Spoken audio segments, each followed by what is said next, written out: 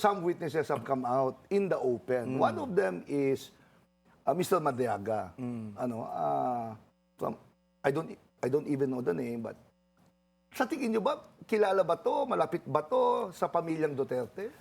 Or is he making up this story? I'm not sure. Well, ang problema ko lang kasi sa kanya, no, I think he's a willing witness more than anyone else, ano.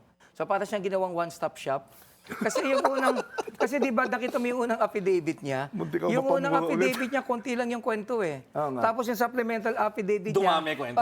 pambihira, parang alam niya na yung buhay ng mag-ama, hindi ba? Which of course doesn't make sense. Ang problema niya kasi, hindi niya malagyan ng mga ebidensya. Like for example, sinabi mo, lagi mong kasama yung dating Pangulo, kasama mo si Vice President.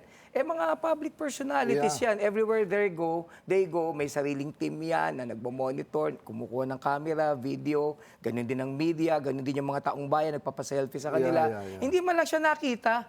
Doon sa mga interviews na yun, sa mga videos, mga picture, dapat kahit photobomb man lamang, hindi ba? Wala eh. I think medyo nagkamali si Trillanes dito, sinobrahan ng karga. Lahat ng sobra masama, hindi ba? So si Trillanes ang Ay, nag-ano kayo? oo naman, ba't naman tayo magpapaka-plastic pa, hindi ba? Alam nga namang hindi siya yan, oo.